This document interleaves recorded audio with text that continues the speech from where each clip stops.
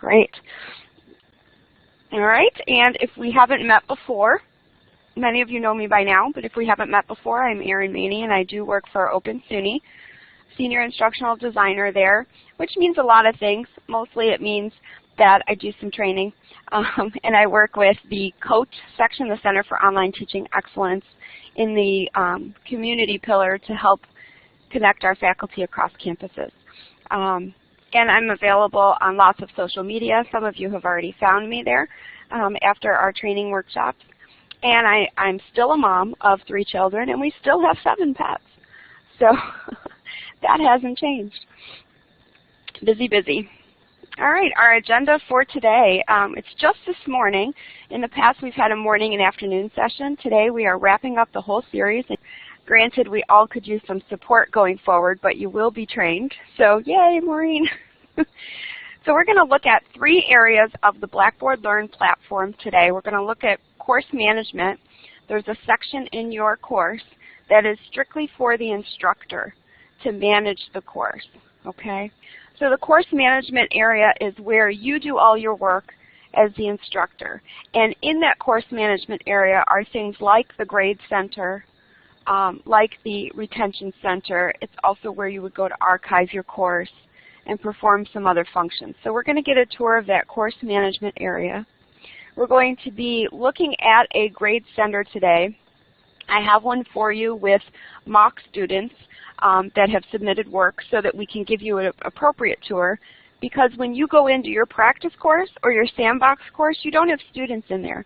So you'll have a very empty grade center, and it'll be kind of hard to see how would this look and how would this behave when we have students. So I'm going to show you one that has students in it and has submissions to look at. We're going to talk about how you configure your grade center and get it set up. And the one note here is that everyone's grade center is different, right? We all kind of do grading our own way. Some of us assign points, some assign percentages, but even beyond that, on specific assignments, we might do things differently or accept multiple submissions and then average the grades. So we all have unique circumstances that couldn't possibly be all addressed thoroughly on a webinar like this, but I will show you the basics and what you need to get started. Beyond that, it is highly recommended that you work with an instructional designer on your campus to really kind of flesh out your grade center to be more appropriate to how you're going to use it. So what you're going to get today is just to get you started, but you might have some sort of idiosyncrasies that really pertain to how you grade. So it's just a note. And then after that, we'll talk about some post-workshop resources for you that are going to be sent via email, and the discussion group that we're creating for you, so that from here on out, you can continue to talk with each other, and I'll pop in every now and then, too, to that discussion group. So I'll be talking to you about where all of that's going to live and how you can get access to that, okay? The resources haven't changed from every other workshop, but I just want to also make mention to you that the Grade Center is very involved, and it's probably the most robust section of Blackboard. So if you want to learn more, I would direct you to the help.blackboard.com, because they have a wealth of resources for you. In addition to that, the on-demand is a great place to watch videos of how to do certain things in the Grade Center. And when you go to that on-demand, you just scroll down the page and there's a section for Blackboard's YouTube videos. And their YouTube videos are where they keep all of their tutorials. Okay? The bundler is simply a list of all kinds of URLs, all kinds of websites to help you along as you are new to online teaching. And it includes lots of templates, some rubrics, some white papers, some research as well, and then also a couple different guides, some handouts for you. So that's something that you can kind of look at your leisure. But I just wanted to make sure that you were aware, again, of all of these things that are available to you, okay? And these are things that I'm going to send you in the follow-up email, okay? We have a follow-up email that will give you all of these resources. So course management. These are the sections in your course management panel. This is the area where you will carry out your workload as it relates to managing your course. So you can see that these are the subcategories, and when you click on them, it'll expand, and there's an embedded menu in each one. So in this section, you can configure some of your course tools. We came here to find the big discussion board, right, with all of our forums on one place. That is inside your course tools. Inside your course tools was also where all of your tests live before they get deployed into your lessons area, your content area. So there are a lot of tools in there that you can configure. You can also turn tools off there for your students if you're not going to use them. The course gradebook is accessed here and managed here. So everything that you need, anytime you need to go to your grade center, you do it through this course management panel. There's no other tab anywhere else to get to your grade center. The course roster is in here as well under users and groups. You can also go to users and groups to set up a group, but that's where you would see all of the students who are enrolled in your course. You can also customize your course if you want a different color scheme, or you want students, when they enter your course, to land on a different page. You can do that under customization. And the packages and utilities area is where you are going to do really important functions like archiving your course. Archiving is the same as you doing a backup.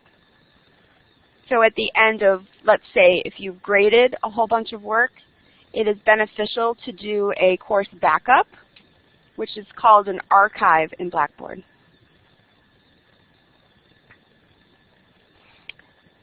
You can also export your course and import content here as well. And there's a slide coming up that will explain the difference between these functions, okay? So we'll get to what exactly is the difference and when would I want to do which one. So before we talk about the gradebook, we all have frustrations with gradebook, particularly online gradebooks. If you would like to answer this question, just raise your hand for us, and then you can type in the chat, or you can click the talk button and take over the mic from me. What is your biggest frustration or concern about using an online gradebook? Connie, the extra credit, I cannot agree with you more. Having been an instructional designer on a campus, extra credit is the most challenging thing to configure in a gradebook. Yeah. Losing your work, yeah. Stacy, there's many different panels in here where you have to save, or any of the grades you entered are not there, but I think you'll like the manual feature. One of the things that Blackboard has is frozen columns. So for example, when I scroll over to the right, I always used to lose the student's name, so I don't know whose row I'm on, right? Now you can freeze columns so that they stay there no matter how far you scroll. That sort of helps with at least knowing where you're at. You can upload grades from Excel to Blackboard. Yeah, you can do that. You can download grades also. Yeah, I'll show you how to do that. Attendance. And attendance is the biggest kind of gripe with Blackboard. It doesn't really have a built-in, in the basic version, it doesn't really have a built-in attendance function. There is something called an attendance building block that your institution might be looking at, but it's sort of an add-on feature. The way the gradebook is configured right now, it doesn't have an attendance reporting feature, but we can actually manipulate the gradebook to give us something like that. And so I'll show you. It's using something called Smart Views, and we'll take a look at what those are and how they might work for attendance. So the attendance is not available across the board. Okay, so let's take a look at this Grade Center profile, and of course we're going to actually get into a Grade Center so that I can show you that when we do the screen sharing.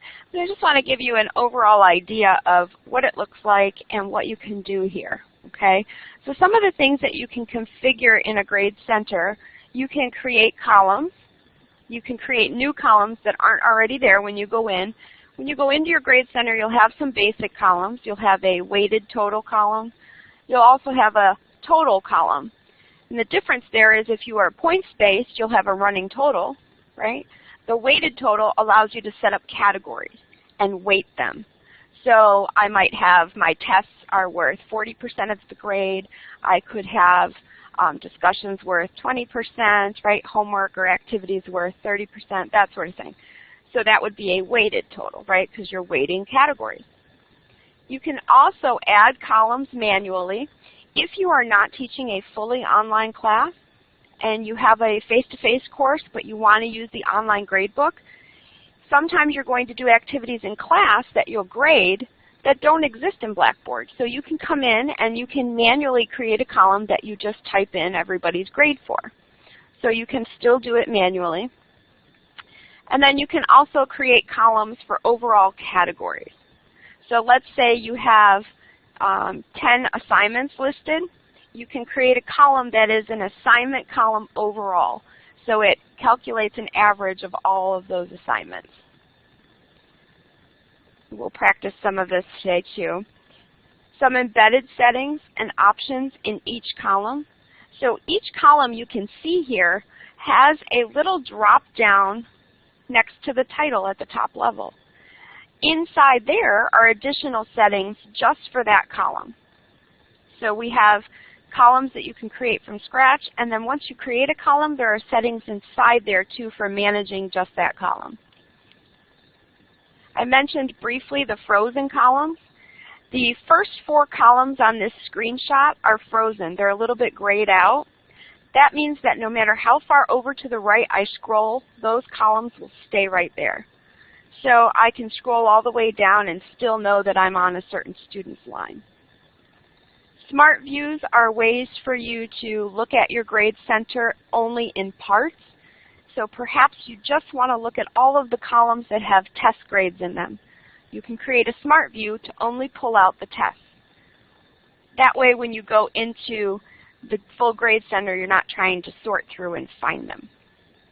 And then there are also icons because you're going to see a bunch of little graphics that indicate something to you, and there's an icon legend so that you don't have to remember what all of them are.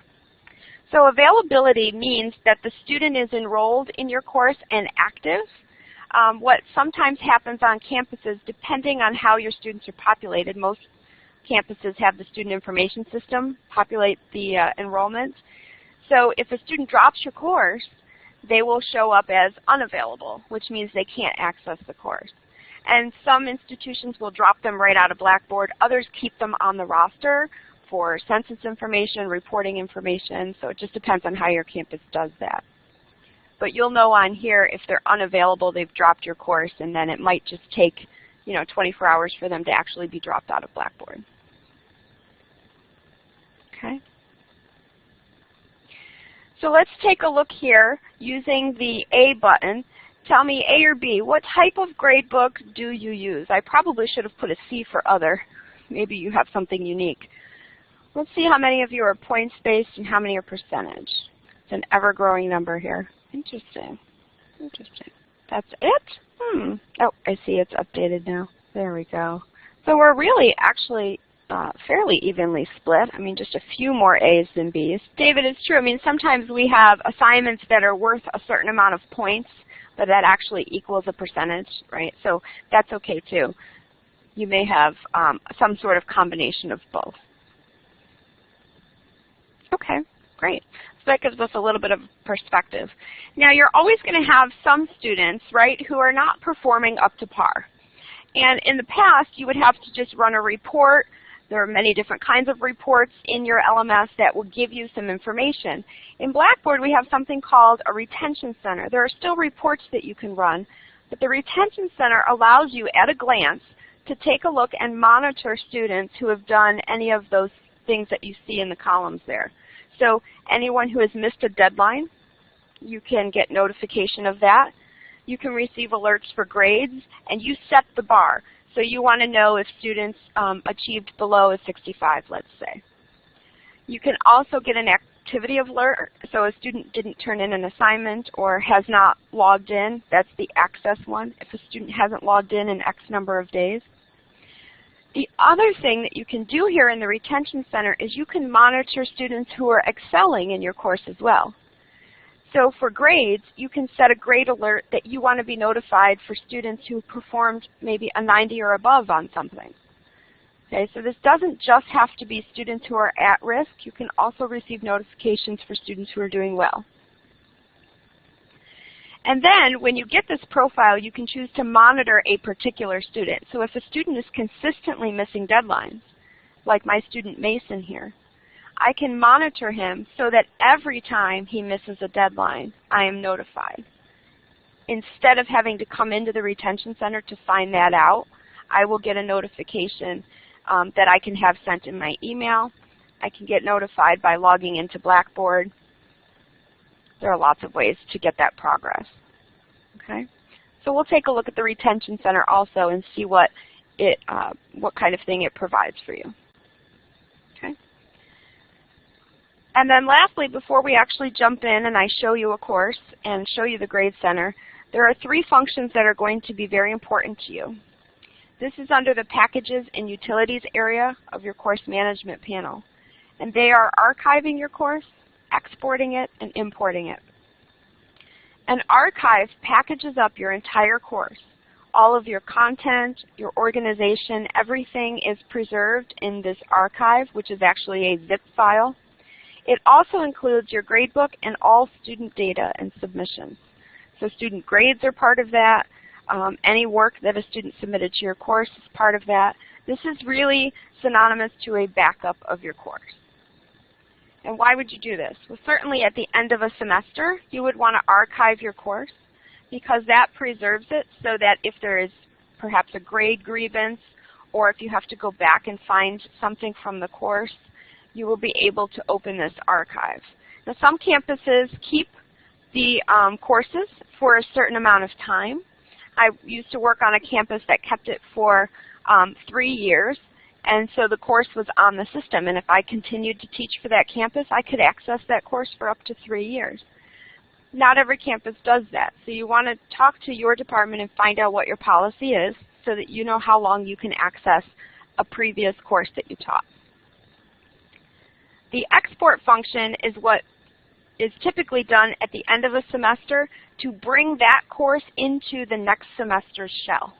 Okay, so the export preserves your course content and all of your organization. It will also bring over your gradebook structure, but it does not have students in it. It doesn't have any student work or any student grades, and that's because you're getting ready for a new group of students, right? So you're going to export your course, which packages it up into a zip file, and then you're going to go into the next semester's course shell and do the import, which allows you to pull in that exported package from another course shell. Okay? So you export your course that, let's say you're teaching right now, you're going to export your fall course at the end of the semester, and then once you have your spring courses ready, you're going to go in and import that file from fall into spring. So we're going to get into your sandbox and practice courses. I'm going to log into a course that we can all see the Grade Center. You don't have to go into your sandbox course if you don't want to. You can just follow along with me. But if you would like, this is a good time to log into the course that your campus has provided to you that we've all been doing for the other trainees. We'll tour the Grade Center together and we'll try to work on some configuration. David, when you export a course, you get a link to the zip file, so you can import it anywhere. You can do an Angel export and import that into a Blackboard shell. Blackboard bought Angel, and so they work well together. Once your new course opens, then you can go into this packages area where I'll show you, and you'll be able to pull it in. So you do have to wait until you have an empty shell. If you have a practice course or a sandbox area, you can pull it into there and see how it works, and then you can set it up, and then you can transfer it from there into your live course when you get it too. So if a campus gave you a practice area, that is a helpful place for you to try it out. Okay, I'm going to start app sharing. So let me begin, and then we'll get my screen up for you, and we'll see what you can see. Okay. So I'm in a home page of a course, just a sample course. This is not a course that you can access, so that's why I'm doing the app share so I can show it to you. Okay. I'm going to show you where first of all, where the course management panel is. And so if I scroll down here, on the left, as you know, we have our navigation for students, right? This is how students get around. And in our first and second session, we worked on configuring this. Underneath that is where it says course management. Okay? So that is underneath your navigation. here's the course management panel right here. In the course management area, your control panel includes things like your course tools, evaluation tools, your grade center, the users and groups, customization, and the packages and utilities. Okay? So all of that is right in there for you. So what we're going to look at is we're going to look at the packages and utilities first. I want to show you where the archive area is and the export and so forth. So packages and utilities, if I click and open that, you're going to see a couple other functionalities that maybe you don't have. If you happen to have bulk delete, you don't want to click that, because bulk delete will literally delete everything in your course and give you a brand new empty shell. So if you've already brought content in there, you would not want to do a bulk delete. You'd want to just delete items individually. Okay? Otherwise, you're removing your entire content.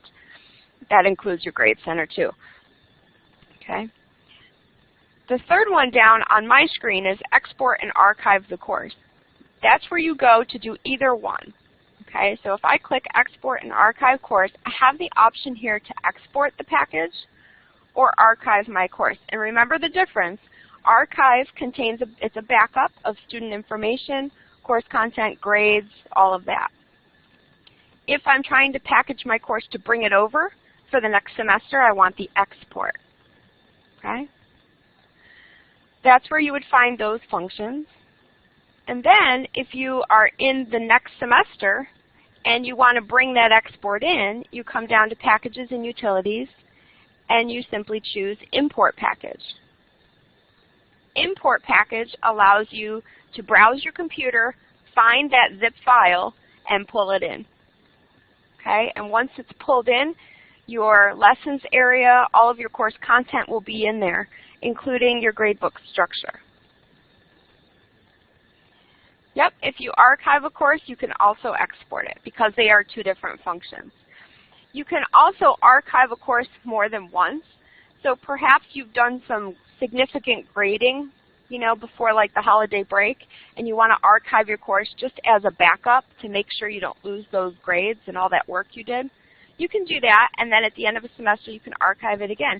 So you can archive as much as you want. It will only keep the most current archive. Okay?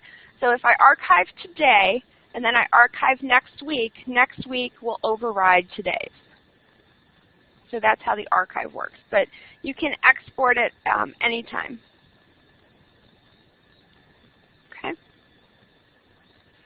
All right, so moving down again in my control panel, that was in the packages and utilities area. That's where you do that sort of management. Okay. Another thing in this area we talked about briefly on the slides was customization. The customization area is where you can look at the properties of your course and you can decide if you want to change anything. Some campuses have the instructors enroll the course or turn on the course. That would be in here as well. That all depends on how your campus sets that up. Okay. And teaching style, if I click on teaching style allows you to kind of change your menu a little bit. If you don't like links, you can do buttons. You can do different colors. And again, down below is the theme. You can decide on some sort of a color scheme for your course. This is what the students will see if you change it. Okay, so if you like a different color scheme, you can change that there. And then your menu style is, right now, it's just a bunch of links along the left-hand side, but maybe instead of text, you like the buttons. So if you want buttons, you can do that.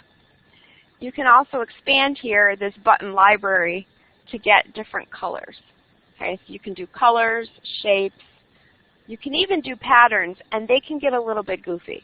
So be a little cautious with your patterns. Don't get too crazy. You know, if we all had alligator print buttons in our course, which is an option, it might get a little hard for students to see visually. So you can do that as well if you prefer buttons to text and so forth. You can see that there's a lot of just design kind of things that you can do.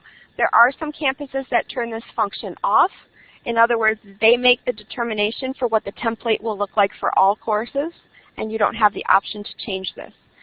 So if you are a campus that does allow that, then that's where you would do that kind of work. Okay? So I'm scrolling back up to my management panel. I'm going to close customization.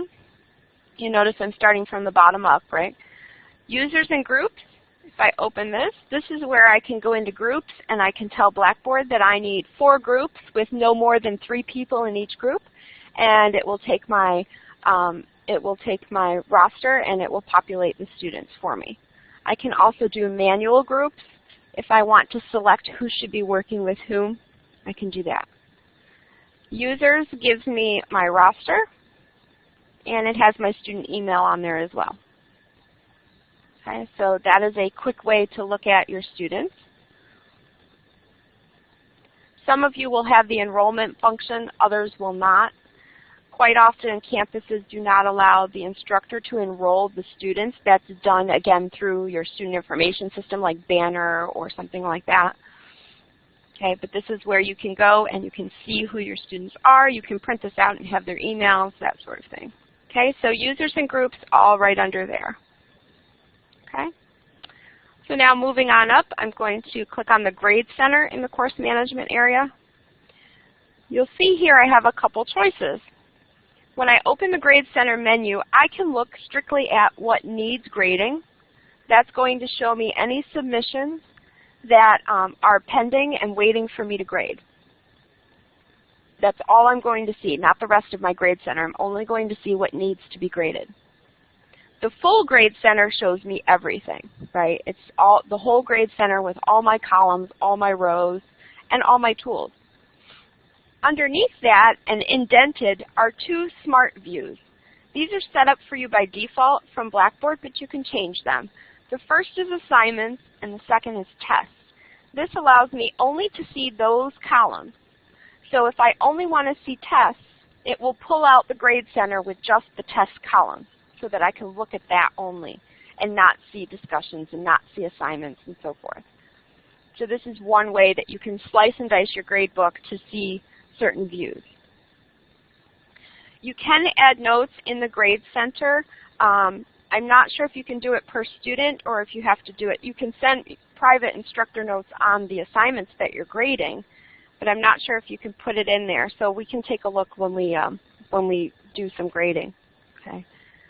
So I'm going to click on the full Grade Center to go in and show you what this looks like. Okay. So here's my full Grade Center. I'll just move it up a little bit to make sure everyone can see it. Across the top, mine are in blue. Yours are going to be different color depending on your scheme for your campus. But these are your tools, your instructor tools. These are the things that you can do in your Grade Center. In addition, on each column, there's a little drop-down arrow next to the title. And there are embedded settings in there as well. So there's some additional things you can do there.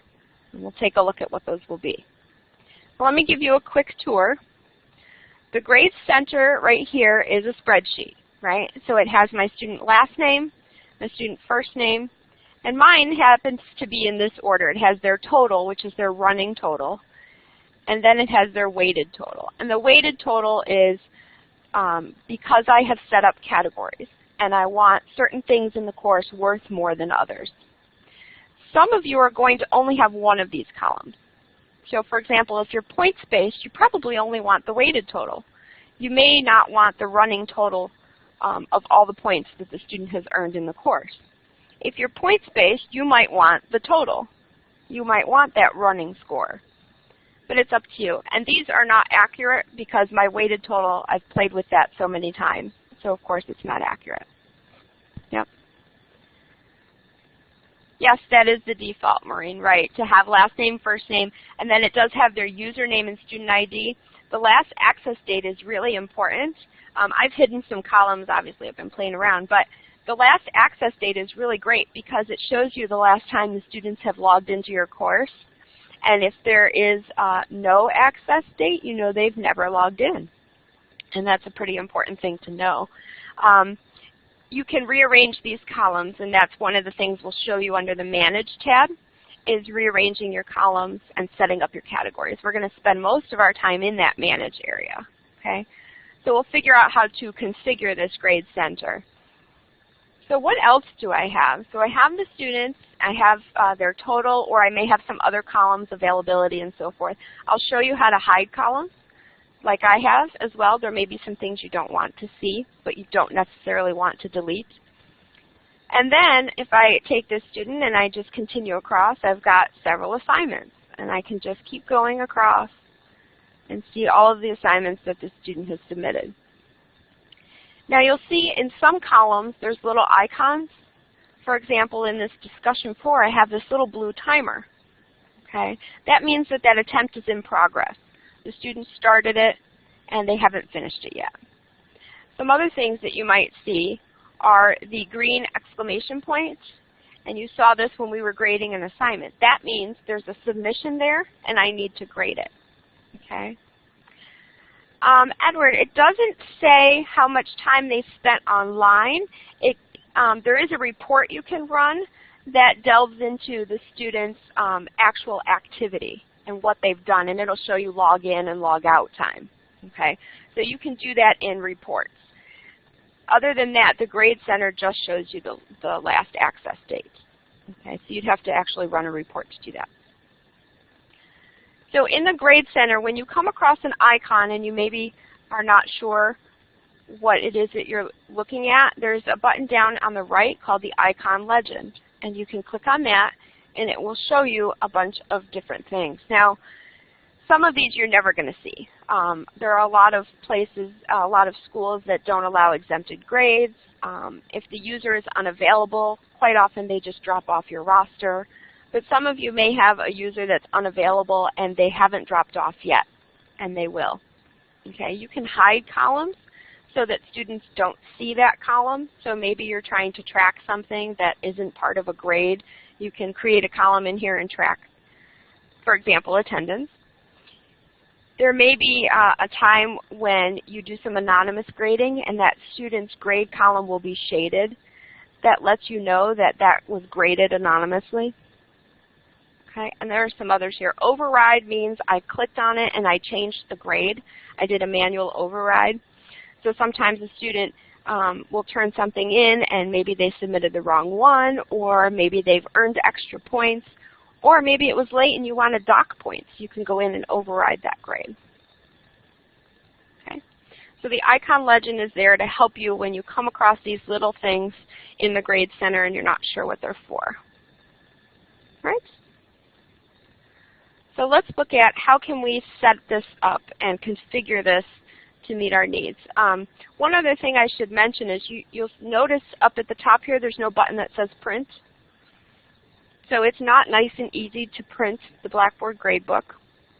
What you would do if you want to print it is you would come all the way to the right to the Work Offline button. And the Work Offline button allows you to download. And when you download, you have the choice to do the full Grade Center or selected columns, and it will download it in a spreadsheet for you. Now that is one way you can download it to Excel, do your changes, and then you can go back into the Work Offline button and upload it. So this is something that is a limitation, I believe, of the Blackboard Grade Centers. You can't just print the Grade Center. You have to download it as a spreadsheet. But of course, you can print the spreadsheet as a PDF if that's your preference. And then you would just come back in here to Work Offline and upload your spreadsheet back in with any changes that you did. Okay. That works for David. Good. Very good. All right. So we're going to look first at this Manage tab, because in here are a lot of what you're going to use to configure your gradebook and get it set the way you want it to. Okay. I'll explain to you what some of these things are without actually clicking into them, because we won't use, for example, grading periods. Grading periods, remember Blackboard was originally a K-12 product, and grading periods would be things like marking period 1, marking period 2, or semester 1 and 2. What I have seen higher education uses of this is some classes have a class section and a lab section.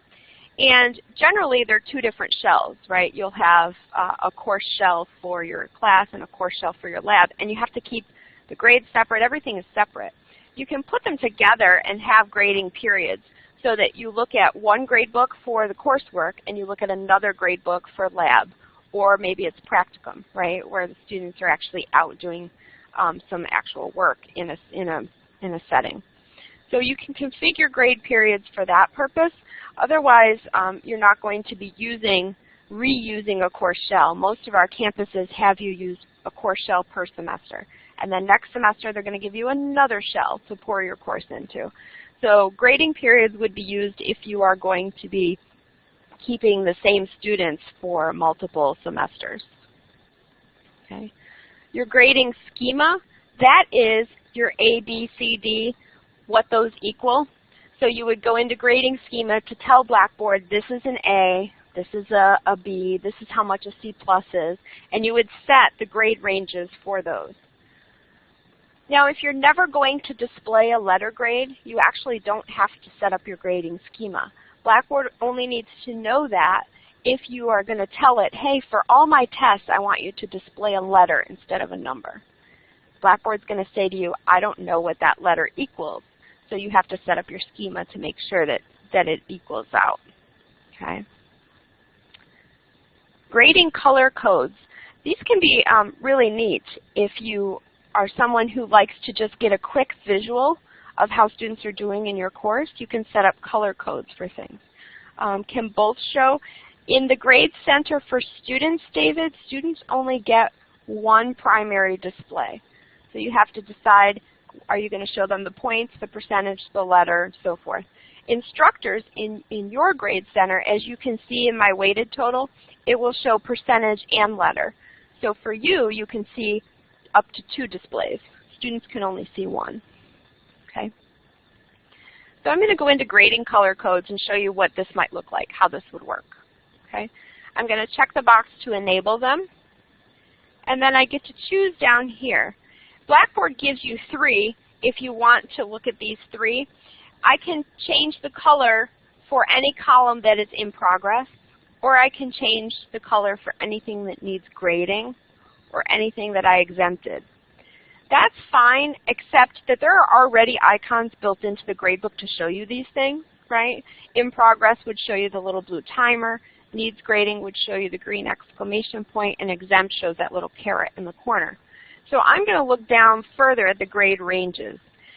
Maybe I want to know if a student has a grade that is less than a 70 or a 65 or whatever. And I want that to show me in red because I want to really know it right away. And then I can also see if a student has a grade that's more than a 90, because maybe I want to see students who are doing really well also. Okay.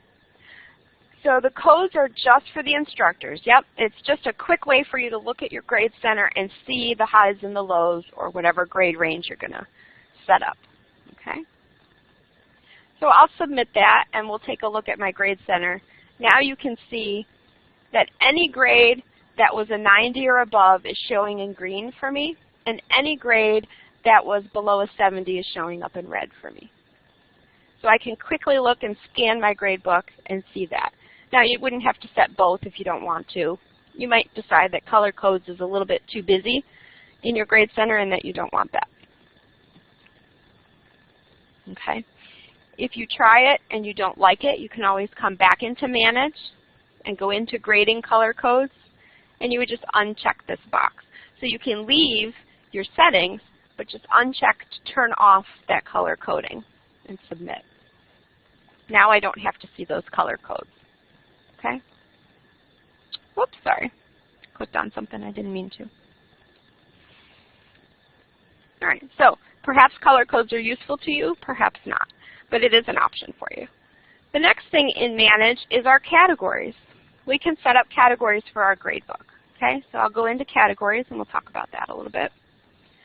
This is simply where you create the category. You don't get to do anything else with it. You just create it. So this panel already has categories for me, and when you open your Blackboard gradebook for your course, Blackboard, any tool that they have in Blackboard will already be a category for you. You might not use it, and that's okay, but it will create them for you. Any assignments are going to be listed here. So you can see here's the name of my category. And then in that category are all of these assignments. Okay? And I might have discussions as another category, and all of my discussions are right in here. There's a separate place where you go to weight these. This is simply where you create the category. Okay? The weighting doesn't happen here. So maybe my tests are another category, and it shows you all of the tests that you have. So this is a quick preview of all of the activities you have in your course and what category they've been assigned to. You can also click on the button to create a brand new category. Okay? So it looks like you don't get to do a lot there, but if you haven't created the category there first, you won't get to see it anywhere else to be able to weight it or add assignments to it or anything else. So you have to go to Manage and create your category first before you can do anything else with it. Okay? This is also in the Manage panel where you would click on Smart Views if you wanted to set up additional slices of your gradebook, like the assignments, like the tests that are already created for you. Maybe you just want to look at discussions or just want to look at projects. You can create a Smart View to do that as well. The place where everyone will spend the majority of their time setting up the gradebook is in this next one, Column Organization. This is how you move things around and assign things to other areas. So let's get into this panel and see what it looks like. Column Organization. Okay. This shows you all of the columns that you have in your grade center. Now the top part is a little bit different from the bottom part. You'll notice it says down here, not in a grading period. That's because I haven't set up grading periods. Remember, again, those are sort of like semesters. So everything in my course is not going to be in a grading period. The whole course is just one big grading period. Up at the top here, I have last name frozen, first name frozen, and I have the total and the weighted total frozen. Below that, I have the username, the student ID, the last access, and availability. So maybe I want the last access date to also be frozen. I can click it with this four-way arrow and drag it up here. Okay. Notice what it tells you. Everything above this bar is a frozen column. So if there's something that you have that you want to stay on the left-hand side as you scroll through your gradebook, you've got to move it up here into this frozen area. Okay, that's how you get things to be frozen. If I decided I don't want to see something, so for example, the student availability, if I don't want to see that column at all, I'll just check the box, and up at the top where it says Show or Hide, I simply say Hide Selected Column. And then it gets grayed out. And it tells me in parentheses that this is a hidden column. If I decide later on that I do need to see this, I can simply check it and come up here and say Show Selected Column. Okay, so that's how you're going to turn on and off the visibility of the column. If you do that in the lower section, on anything that's not in a grading period, these are assignments that students see. If I check the box and hide the column, I'm hiding it for the student. Okay, so you have to be aware that the things that you're doing up there are for your students as well. Sometimes you might have maybe an extra credit column that you're considering using, but you're not ready to have that factored in. You can hide that column from students until you're ready to use it. Okay. So that's the top half. That's how you freeze columns, and that's how you show and hide them. If we go down to the bottom and take a look at all of the assignments in this course, you can see I've got some discussions, I've got some tests, I have some reports, assignments. It shows me what category these are in. So how do I assign something to a category? I check the box for it, and then either at the top or the bottom, the choices are in both places, I have a button to change the category. I can assign it to a category here, but if I never set up that category in the other profile, it won't be in this list. That's why you have to go to Categories first and make sure you've created all your categories. Then you can come in here and assign different things to their appropriate categories. Okay. And then once you assign it to a category, that'll be updated over here in the category column. Okay. So I'll uncheck that. It also shows you the due date that you assigned to it when you created it. It'll show you the date you created that activity and how many points are possible. So it gives you a little bit of an overview of what you've already set up when you made that discussion or when you made that test or when you made that assignment.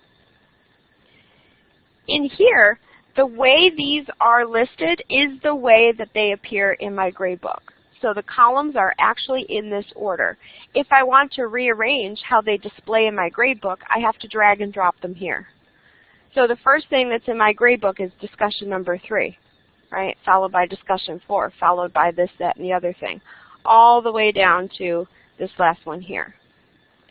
Now what tends to happen sometimes is you will create assignments and they'll be out of order. You may have created 3 assignments and then you created a test or a quiz and then you created another assignment. So as you can see at the bottom of my list, this discussion is down here. All my other discussions are up at the top. So if I want to keep them all together, I can just drag this all the way up here to the top. And I can put it after, let's say, discussion 4. Okay. Now I've got my discussions in order. And so when I look at my grade center, all of my discussion columns will be together. So you can take a look at that. This is the panel where you would rearrange them so that they all are where you want them in the grade center. Again, my last one here, I have a class field trip summary. That's an assignment. I want to move that up with the other assignments. So I'm going to drag it and drop it right up there. Okay. Now, as with anything you do in Blackboard, if you don't hit the submit button when you're done, it will not keep your changes. Okay, so just dragging and dropping them doesn't make them happen. You have to hit the submit button. Okay, so that's what I'm going to do now is I'll submit that, and now it's loading my grade center. And you can see that now my last access date is here because I made that a frozen column. Okay, and then if I scroll over, I have all of my assignments and everything together. Okay. So what else? In the Manage column, you can also determine if you want to see a row or not. So I'm going to click on Row Visibility and show you what that means. Okay. So it pulls up all of my students. If I have a student that is unavailable or has been dropped from my course, but they're still showing up, I can check the box and I can hide that student's row. So when I go into the Grade Center, I'm only seeing students who are active or who are enrolled in the course. So I have last access here. Maybe I decided that I don't want that to be frozen anymore. I would go into Manage and Column Organization.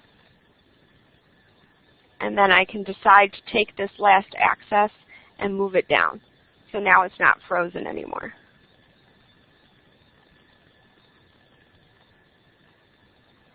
Sure I will, because I control what I see in the Grade Center.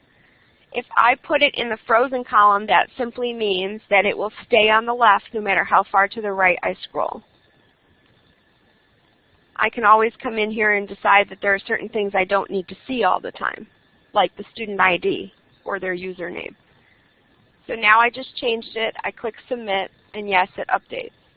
So now when I go back into my Grade Center, I don't see that column anymore. This is for me. The frozen columns are for me, just the instructor.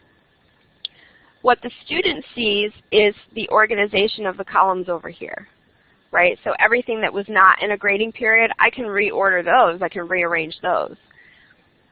Yep, so the frozen columns are only for the instructor.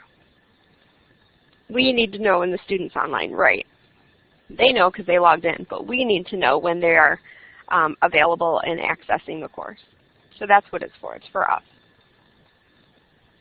Okay. Last login is important. I really like that, being right there front and center, not having to configure a report for it. It's just there. A couple other things here. We looked at Manage, but you may have the need to create a column, and it's just a column for work that you want to type in. Or maybe you're going to be doing extra credit, so you could do it that way as well. So you would come over here and click Create a Column. So here's how we add a column for something that is not an assignment, a discussion, or a test in Blackboard. Okay, so I'll create a column, and it asks for what is the name of your column. So this might be an in-class assignment. The reason there's a box for grade center name is because you can give it what's called a nickname. In other words, in-class assignment may be too long of a name to fit in the grade book. So I could call it IC for in-class. It'll shorten it so it fits in the column header. The description is just for me so that I know what this assignment was. So this was an in-class writing sample, maybe. Then you get to look at how do you want this to display to the students. What am I going to be putting in? A percentage, a letter grade, a score. Score in Blackboard means points. Okay, so if you see score, Blackboard is really talking about a point value. So I'll leave it on score because I'll type in a score for the student. The secondary display only shows to me, so it could have the points, and then in parentheses it could have the letter or the percentage or whatever I'd like it to. Then I can assign this activity to a category. So this is going to be an assignment. I'll put it in the assignment category. Again, this shows you why you have to set up your categories first, or it won't be a choice in this drop-down menu. How many points are possible on this activity? Let's say this is just a 20-point assignment. I can add a rubric to it if I am grading it with a rubric. I can add a due date if I want to add a due date on this assignment, but I'm going to go in and manually enter these grades after the assignment's already done in class. So I don't really need to put a due date on this. The other options are whether or not I'm going to include this in the calculation. So will this count in the overall grade? Yes, it will. Do I want to show this column to students? Sure. And do I want to show students the statistics? In other words, I can choose to show them the average grade for this assignment for the class, and I can show them the median grade for this assignment for the class. Okay, so they can kind of see where they ranked with the other students.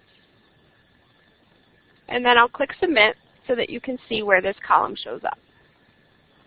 Anytime you add a column, just like anytime you add work to a course or an activity, it always goes, here we go, toward the end of your grade center. And then of course you can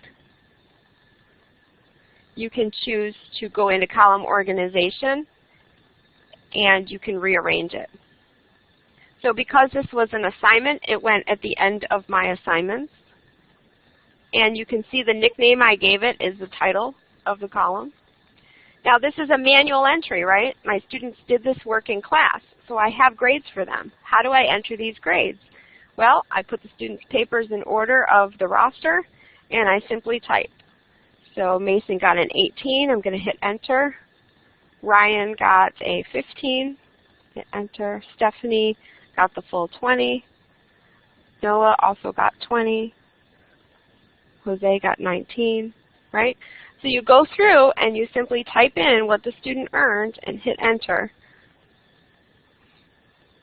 And you're entering grades manually. This is for something that is not in Blackboard, that's not going to be automatically graded, for something that you have to enter grades for. Okay? All right? And it brought me back to the top. Okay? So here's all my students, and here's their grades. And I just changed, I clicked on the title to get them in ascending and descending order. You simply click on the box, type in the grade, and hit Enter, and it brings you down to the next student. And you just manually enter the grades that way. Questions on creating a manual column?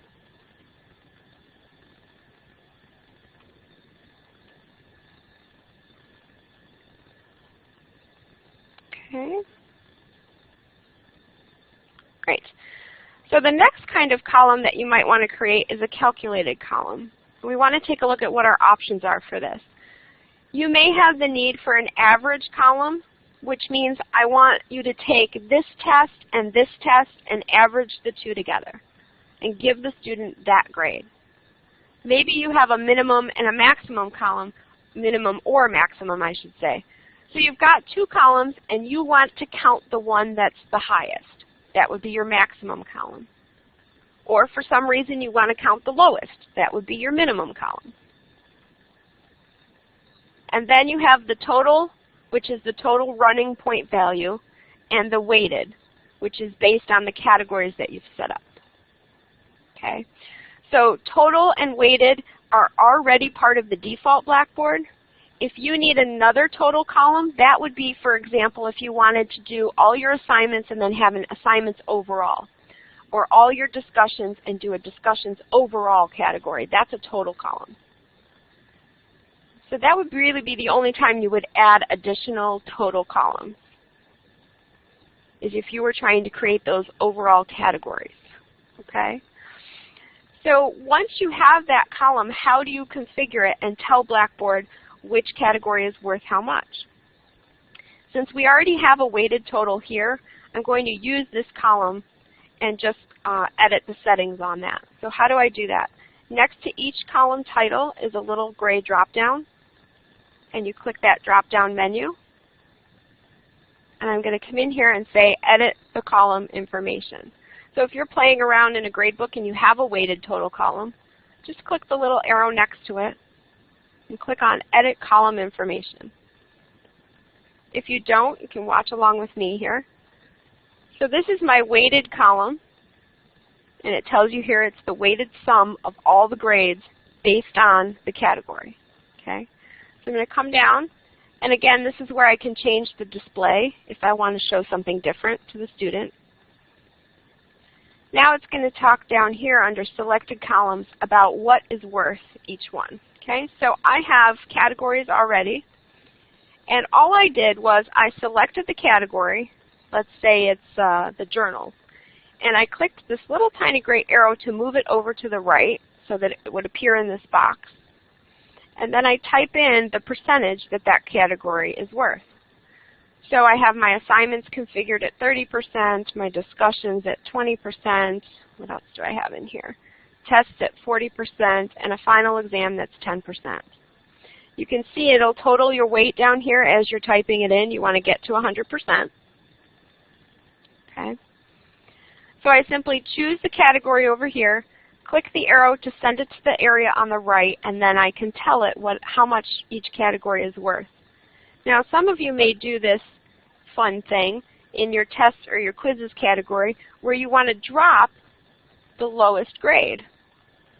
So you click on Drop Grades and you say drop the lowest one or the lowest two or however many you're going to do. Okay? So you can drop grades. All right? That's up to you. I know a lot of people, if they're doing quizzes for each week, they'll allow the students to take like the highest 10. So you would come in here and say drop the lowest. If you have 15, drop the lowest 5, drop the lowest 4, whatever it's going to be.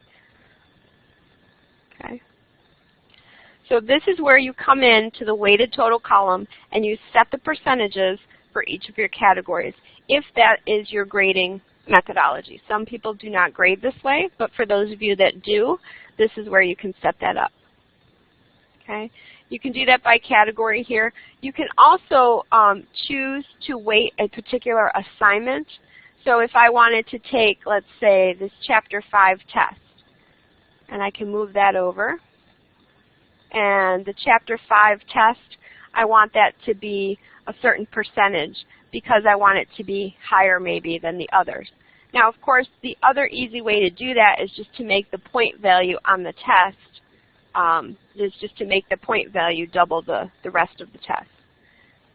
But if you wanted to come in and select a particular assignment and weight that assignment, you can do that as well as weighting categories. Okay. Anything you do here, as always, you need to be sure to scroll back up top or bottom to submit, or it will not take those weights. Okay. And then when you come in here, your score should be more reflective, right? So the 70s are C's, the 60s are D's, the 50s are F's. And Blackboard knows that because I went in to manage and set up a grading schema to tell it what letter corresponds with what percentage. Okay? So to configure your categories and your weights, you come into the weighted total column and you drop this down and edit that information, just like I showed you. Okay? What you're going to notice as you go through your grade center, once you start having assignments in there and tests and so forth, whenever you click on a drop-down next to an item, there are going to be different choices. So for example, assignment 1 is an assignment. So I have certain choices here in this category. But if I go to, let's say, maybe a test, if I scroll over to a test, or even a discussion, I get different choices. Okay? Because in particular, if I have a test, let's find a test, Chapter 5 test. If I have a test, it looks like I have a lot more because I can do an item analysis on a test, for example. And that would show me, right, how many people chose A, how many people chose B, how many chose C, those types of kind of data back-end analytics. So on a test, embedded in that column is where I find item analysis. I might also have to grade attempts because I might have an essay question. So I can click on grade attempts and choose the question from the test that I need to grade and grade it for every student. Multiple choice, true, false, a lot of the other question types grade themselves because you tell Blackboard what the correct answer is, but anything that is open-ended, you need to come in here and grade the attempts. Can you add objectives to items to get performance against objectives? Yes. So there is a tool that you can set up, and they're actually called alignments, Maureen, in Blackboard, but it's where you populate it, right, either with course objective, program objectives, outcomes, whatever it is, performance outcomes, and then you would align those activities to those objectives. I think Dan, Dan Feinberg from our office, I think he's been exploring that a little bit more. So for more information, I would just direct you to him, or feel free to check the help documentation too and see if there's anything else in there, if your campus wants to start doing that. We don't have a lot of them doing alignments yet, although we do have some in Gen Ed, right, because the Gen Ed ones are more across the board. So instead of being a campus-specific program, I think Blackboard can pull up the Gen Ed ones for you. Yeah, Middle States, right. So, right, any of those advisory boards are always looking at that. And so if you can do those alignments, you'll be a great campus to share out maybe at CIT with everybody else how you're doing it, because I know a lot of people are interested. I'm volunteering you. Do you like how I did that? All right, so what else can you do in the Grade Center? There are some reports that you can create if you want to look at the averages across the board. If you want to look at median grades, you can do some reporting here. You can also just sort your columns in your Grade Center if you would prefer that they're sorted by due date or by the categories perhaps. If you sort by categories, then you don't have to go into manage and column organization and put them into categories. You can just sort that way. So if I do sort by categories, it's going to put all of the assignments together, all the discussions together, and so forth. So it'll sort it for me. And I can sort ascending or descending based on the grade, right, that the student got. Okay. So there are a lot of things in here that you can take a look at. In the Grade Center itself, this is one of the things where once you set it up and you get in there, you will notice that I am a student here in my course. I've created a test student for myself, but you can ask your campus, if you don't have a test student, you can ask for them to put you in the Grade Center, because then you can test out your grades. You can give yourself some grades. The nice thing here too is if you go into Student View, and if you remember, I'll refresh your memory up here. I showed you this before. This little recycle kind of arrow, it's sort of in the shape of an eye. You have your edit mode, you have your color palette, and then you have this student preview. If you go in as a student and you do some work, submit your work, then when you turn off student preview, save your grades, and you can come in as an instructor, and then you would get to use your test student. right? So you can grade their work, see how it works out, do their weighted totals match, have I set up my grading appropriately? So you go in with this student preview and you do some work as a sample test student. That allows you to play with your grade center and make sure that you've configured things so that your totals are working properly and so forth. Okay, it's a good way to kind of test that out. Okay. So we are going to move on to the retention center, but I want to stop here and make sure if there's anything you want to see again. If you have questions about any of the gradebook management that I showed you here, please be sure to ask that now so that I can address that. Gradebook can be very robust and there's a lot going on in here, so I want to make sure that you're clear before we move on. So the next thing that we're going to look at is the retention center. So I'm going back over on the left-hand side to my course management area. I'm going to close up Grade Center here. The retention center is under evaluation. If I open evaluation, this is where I can come in and run some course reports too. You may want to know, as was asked earlier, how long a student's been in, so you can get a student activity summary where you get their login date and time and their log out date and time. Now mind you, a student could have left their computer logged in and walked away for a bit and come back. It doesn't mean that they were active that whole time. It just means they were signed in, right? So some of the reports, you kind of take them at face value and have to dig a little deeper by looking at the actual time of the assignment submission or the time of the discussion post, those kinds of things. So what is Retention Center and how can we configure it? I'm going to click on that and open our Retention Center. Right now it is telling me that I have 12 students who are at risk because they have hit one of my indicators. Okay. One of the things that happens here is you have 4 different activity kinds of alerts that Blackboard sets up for you. And you can customize these a little bit further. Before we get into actually customizing, I want you to see what happens. So I see that Noah has missed a deadline.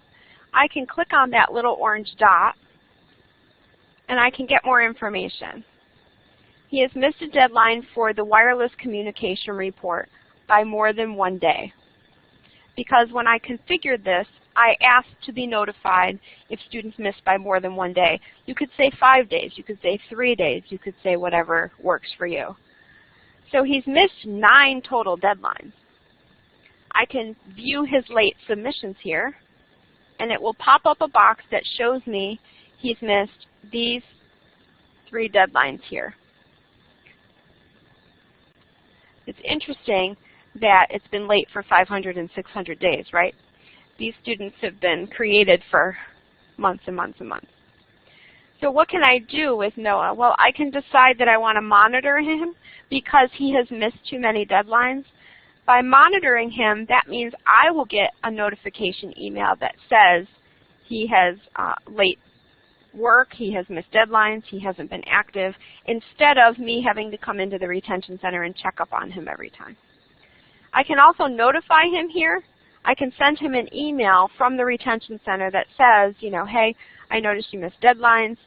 We need to talk, make an appointment, or we need a virtual conference, or whatever it is, or is there something going on that I can help you with? Did you not understand the assignment?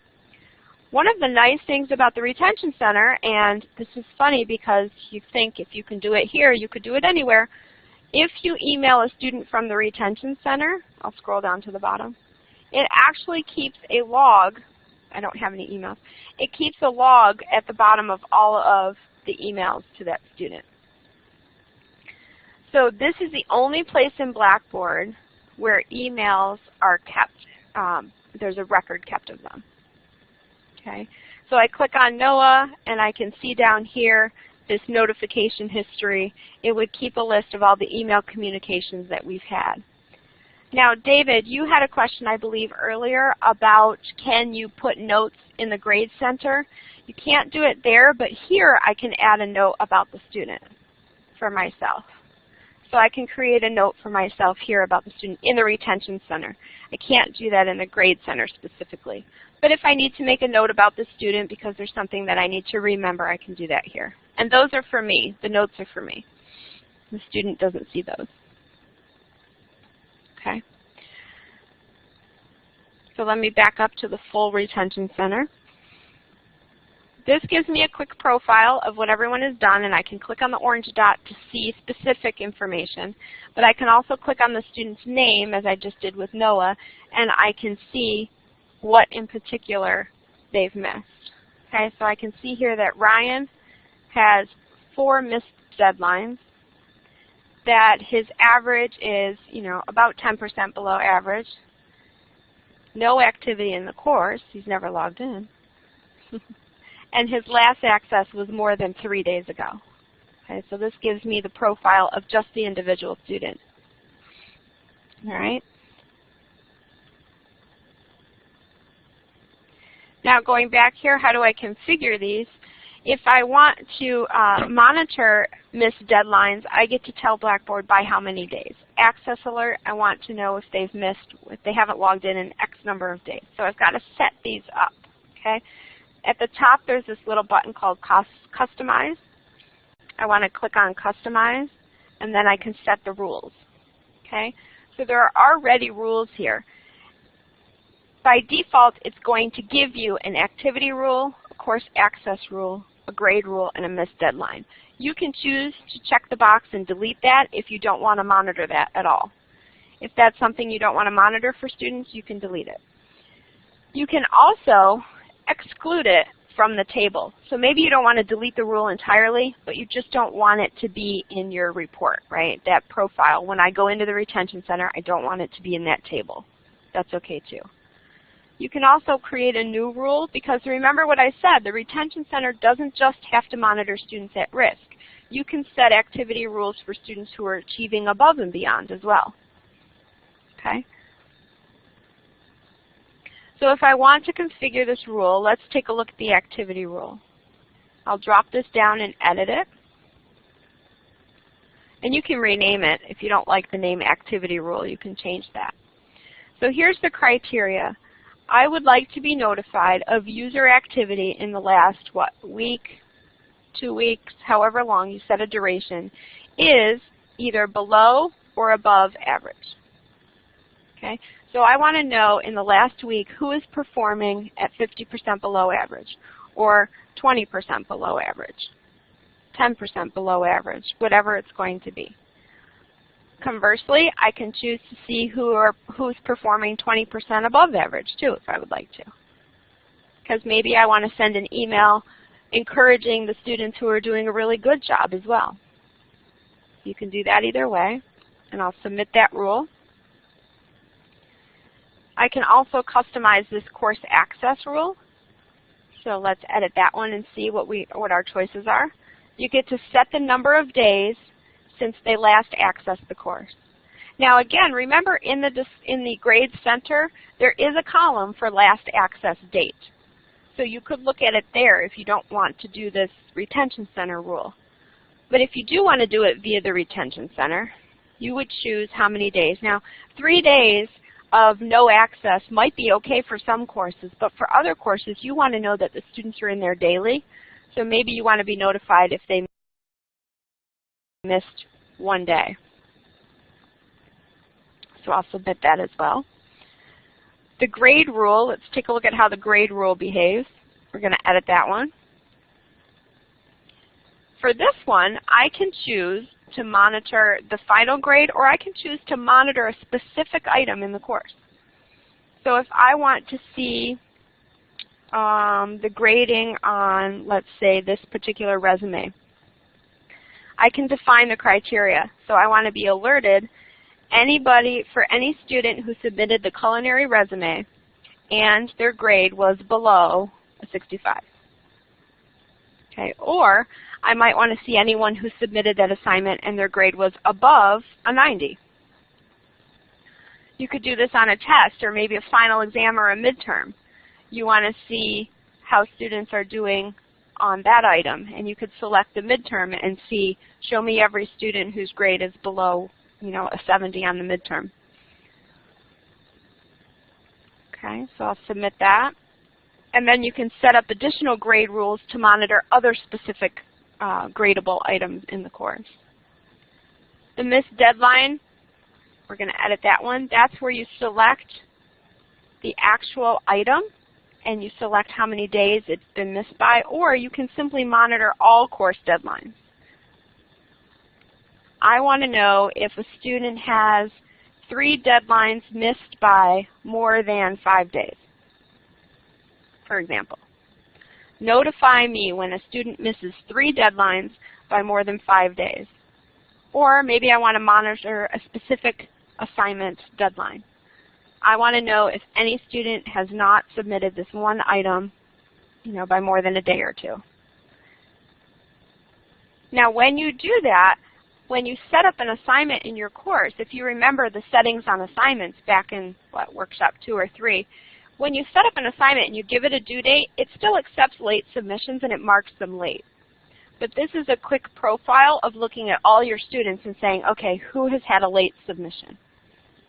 Right? So I'll submit that as well. Okay? So I have just customized everything in my retention center. Now I can go back in my breadcrumb trail to the retention center and see if that has changed at all.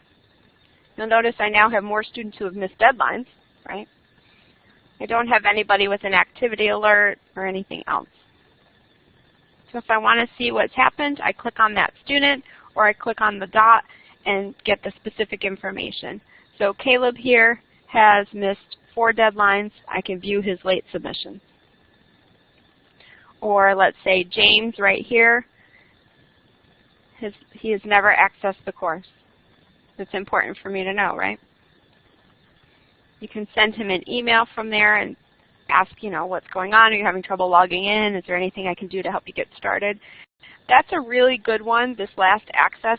That's a good one to look at after the first week or 2 of the course start date so that you can see if there are students who haven't accessed your course yet. And then you can have a way to contact them. I'm not sure how many of you picked up on this, but if you go underneath that table, you'll also see your course activity as the instructor. So it tells me when I last logged into my course. Okay. It tells me what I have pending. I obviously haven't been doing a lot of grading if things are pending for 800 days. Marcia asks, is there a limit to the number of rules that you can create? I have not seen that, no, because you can create a rule for each assignment in your course, too. So that could be, depending on how many activities you have that are graded. Interaction and collaboration, this tells me that I have not participated in a discussion board in 21 days. It tells me when my last announcement was posted, and a quick little blurb of what that was. Okay. It tells me the last content item that I created as well, which was this essay on ethical considerations in healthcare. So it gives me a nice little profile of where I'm at, too, in this course, and if there's anything that needs my attention. Because I can look at this assessment column and I can see that, oh, there are 10 cover letters that were submitted that need me to grade them. I have 2 antivirus program reports that need grading. I have 6 resumes that need grading, right? So this is really good. It gives me that. And then if I click on the title, I can actually go and view the submissions, and I can start grading. Okay. For example, with the discussion board, if I see that I have one here that is a post that's unread, I can click on the discussion board and go find the forum that I need to post to or I need to review. The quick unenroll right here, that is how you get yourself out unenrolled from the course. So you probably don't want to click that. Quick unenroll is where you will have your instructor privileges stripped away because you'll be unenrolled from the course. It's on there for people like me or for librarians or for other people who have to pop in and out of courses to be able to go in, do some work, or add content, and then quickly get back out. So there's a quick enroll, and then there's a quick unenroll. Yeah, tech help too. You can't undo it, David, but your system administrator can put you back in the course. So if for some reason you do accidentally unenroll yourself, they can put you back in. The other thing too is a lot of our campuses have automatic files that run Those are the enrollment files that run from the student information system into Blackboard. And when the next file runs, it's just going to put you right back in because you're the faculty on record for that course. But if you don't want to wait for those files to run or you don't know when they run, you can contact, tech to get you back into that course or your system administrator. So it is useful for certain system roles, but for instructors, you want to stay enrolled in your course. Okay. All right. So I want to take a look at some of the course reporting that you can do.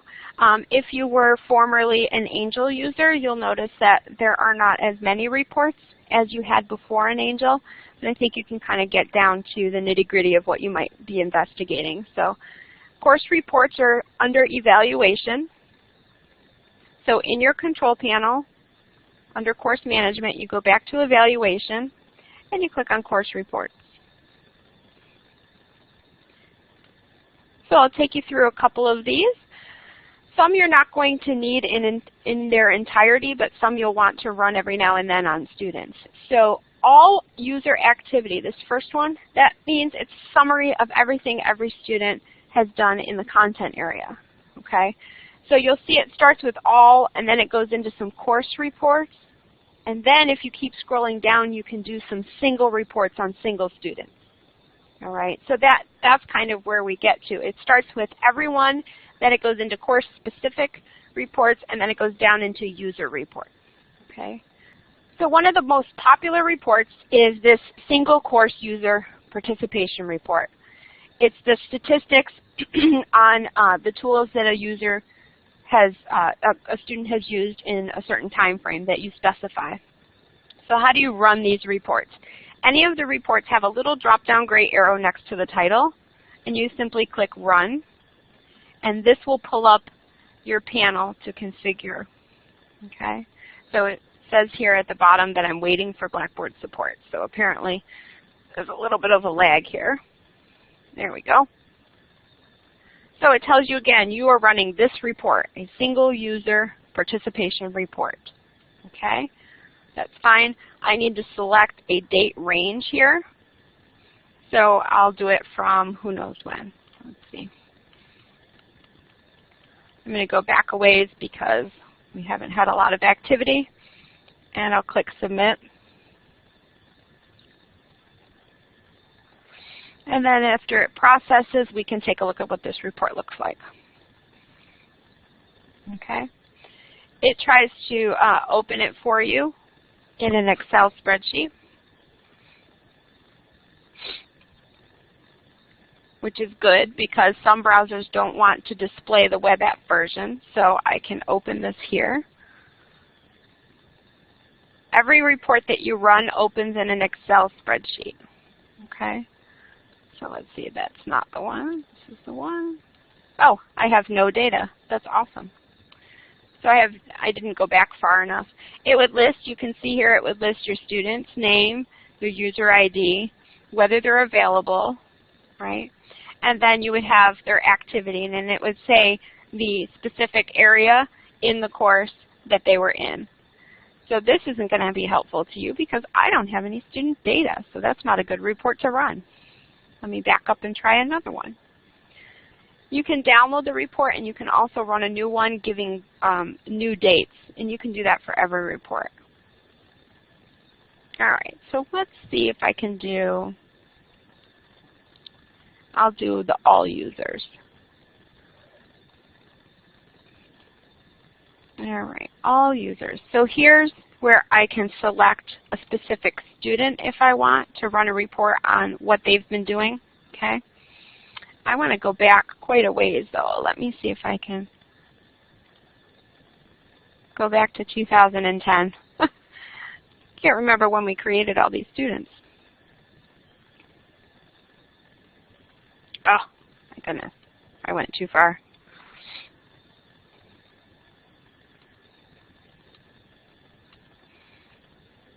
Let's see if we can do that. Probably too many days, huh? Yep, too many.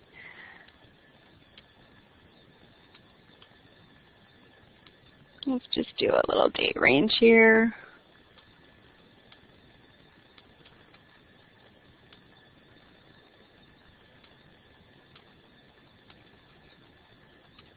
That should be good. Let's see what he's done. I still might not have data. Yeah, I don't. Okay. Well, these are test students, and they've been in since we created Blackboard, so I'm not going to get a lot of good data for you. What you would probably do the most often is you would do a single student. This is the kind of thing where if you have a student who says to you, I couldn't access something, or I wasn't able to take the test, you can do the single participation report, and you can drill in to see, did they actually click on that and open it? What time did they start the test and stop the test? Those kinds of things, right? Those are the types of reports that most people want to run. The other ones that you might look at are the course activity, so that you can see by student and date the average number of time spent in the different areas in your course. And again, that just means they clicked on it. It doesn't mean that they actually did anything while they were in there, but the course activity gives you an idea so that you can see as a class where people are spending the most time in your course. Okay? Those are really kind of the two that are the most popular for using. Any other reports you're probably going to run either in the Grade Center on the item. For example, a test, you're going to want to see an item analysis, which is a little bit more detailed. You're going to see the average time it took your students to take that test and complete it, those kinds of things. Okay, so you can run reports on actual items in your course as opposed to running these holistic course reports over here. I'll show you what I mean. If I go into the lesson area and I go into a module that has an assignment, so here's an assignment here, this communication report. I can do this drop-down arrow, right, and I can see the user progress. I can take a look here more specifically. If I do the test itself, I can come down here on the test and I can click item analysis. So you can do it from the item itself, or you can do it in the Grade Center as well. The tracking actually only tells you if the students clicked on it to open it. So you can turn on tracking for an item, but all it's going to tell you is that a student opened it. What's nice about the tracking is, in particular, if you have a web link or a video, then you would probably want to do tracking to see if students are actually using that, right? And Maureen, I think you had the question about the alignment to objectives. This particular communication report, you'll see right here, it has an alignment to a specific goal. So this has the Gen Ed standard here that students will identify, analyze, and evaluate arguments, right? That there's an alignment here. So that's what it looks like. It lists it right in the directions. Yeah, right. So it lists it there in the directions, which is pretty cool. So I'm going to stop my screen sharing really quickly so that I can show you all a couple other things that we can just wrap up our session. All right? All right. So I just need to know by a show of hands if anyone has a concern about something in that course management panel that we covered, because I want to make sure that you have some clarity. There's a lot of information that you can use in there. So if there's any concerns in the course management panel, let me know. And that again was users and groups. That was the packages and utilities for archiving and exporting your course. That was Grade Center, Retention Center. All of that is course management. And if anyone has to go and doesn't grade class participation or want to talk about attendance, you can feel free. Otherwise, I'll just keep the floor open for the last 10 minutes of the session. So thank you for anyone who does have to go. I appreciate your attention. Okay.